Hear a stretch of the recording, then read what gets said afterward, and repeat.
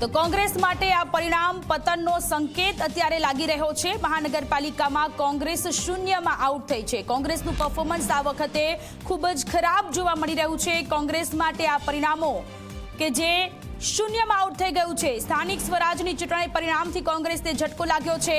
15માંથી એક પણ મહાનગરપાલિકા કોંગ્રેસ જીતી શકી નથી। પોરબંદર મહાનગરપાલિકામાં કોંગ્રેસને 0 સીટ મળી છે। ગાંધી બાપુની જન્મભૂમિમાં કોંગ્રેસ સાફ થઈ ગઈ। પોરબંદર મહાનગરપાલિકામાં કોંગ્રેસને 0 સીટ મળી તો મોરબી મહાનગરપાલિકામાં પણ કોંગ્રેસને 0 સીટ મળી છે। સુરેન્દ્રનગર મહાનગરપાલિકામાં કોંગ્રેસને 1 સીટ મળી। મોટા શહેર અને નગરોમાં પણ કોંગ્રેસ સાફ થઈ ગઈ છે। 84માંથી માત્ર 6 પાલિકા જ કોંગ્રેસ જીતી શકી છે। માત્ર 8% નગરપાલિકામાં કોંગ્રેસ જીતી શકી છે। 34માંથી તો કોંગ્રેસ માટે આ સ્થાનિક સ્વરાજની ચૂંટણીનું પરિણામ કે જે પોઝિટિવ નથી આવ્યું।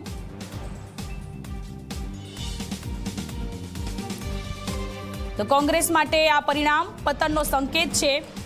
આપને એક જિલ્લા પંચાયતમાં કોંગ્રેસને 0 આઉટ થઈ છે। 34માંથી કોંગ્રેસને એક પણ જિલ્લા પંચાયત મળી નથી। જિલ્લા પંચાયતમાં કોંગ્રેસનું પરફોર્મન્સ છે કે જે 0% જોવા મળી રહ્યું છે। 34માંથી કોંગ્રેસને એક પણ જિલ્લા પંચાયતમાં સીટ નથી મળી। તો આ સાથે આપને એક જિલ્લા પંચાયત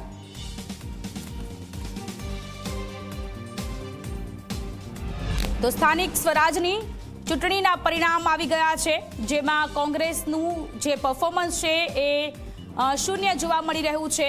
પોરબંદર મહાનગરપાલિકામાં કોંગ્રેસને એક પણ સીટ નથી મળી। ગાંધી બાપુની જન્મભૂમિમાં પણ કોંગ્રેસને એક પણ સીટ નથી મળી।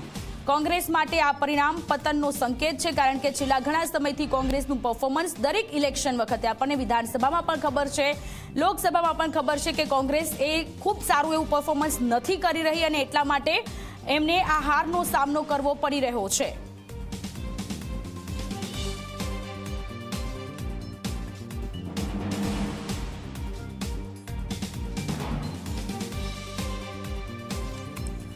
તો સ્થાનિક સ્વરાજની ચૂંટણીના પરિણામોથી વિપક્ષી છાવણીમાં સન્નાટો છવાઈ ગયો છે।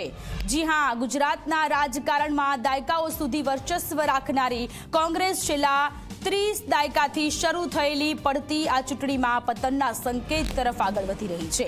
મહાનગરપાલિકા હોય કે નગરપાલિકા, તાલુકા પંચાયત હોય કે જિલ્લા પંચાયતનું પરિણામ કોંગ્રેસના સુપડા સાફ થઈ ગયા છે। સ્થિતિ એવી છે કે અનેક જગ્યાએ કોંગ્રેસ 0 પર આઉટ થઈ ગઈ છે। રાજ્યની 15 મહાનગરપાલિકાઓમાંથી કોંગ્રેસ એક પણ મનપા જીતી શકી નથી। ગાંધી બાપુની જન્મભૂમિ ગણાતા પોરબંદરની મહાનગરપાલિકામાં કોંગ્રેસનો સફાયો થઈ ગયો છે। પોરબંદર મનપામાં કોંગ્રેસને એક પણ સીટ મળી નથી। મોરબી મહાનગરપાલિકામાં પણ કોંગ્રેસને એક પણ સીટ મળી નથી। સુરેન્દ્રનગર મહાનગરપાલિકામાં આખા પક્ષને માત્ર એક જ સીટ મળી છે। એટલે કે શહેરી વિસ્તાર હોય કે ગ્રામીણ પટ્ટો, જનતાએ પંજાનો સાથ સદંતર છોડી દીધો છે। 84માંથી માત્ર 6 પાલિકા જ કોંગ્રેસ જીતી શકી છે, એટલે કે માત્ર 8% નગરપાલિકામાં જ પંજાનો પ્રભાવ રહ્યો છે। ગુજરાતની 34 જિલ્લા પંચાયતોમાંથી કોંગ્રેસને એક પણ પંચાયત મળી નથી। 0% પરફોર્મન્સ સાથે કોંગ્રેસ હાંસિયામાં ધકેલાઈ ગઈ છે। કોંગ્રેસ કરતા તો આમ આદમી પાર્ટી પોતાનું નાક બચાવવામાં સફળ રહી છે। 34માંથી એક નર્મદા જિલ્લા પંચાયત કબજે કરીને આમ આદમી પાર્ટીએ કોંગ્રેસને કરારો ઝટકો આપ્યો છે। વિપક્ષ તરીકે પોતાની ઓળખ બચાવવા મથતી કોંગ્રેસ માટે આ પરિણામો આત્મમંથન નહીં પણ અસ્તિત્વની લડાઈ બની ગઈ છે। જનતાએ કોંગ્રેસની નકારાત્મક રાજનીતિને નકારીને તેમને ઘર ભેગા કરી દીધા છે।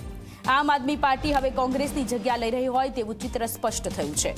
સૌથી મોટો સવાલ એ છે કે શું આ હાર સાથે ગુજરાતમાં કોંગ્રેસના યુગનો અંત થઈ રહ્યો છે? તે એક મોટો પ્રશ્ન છે।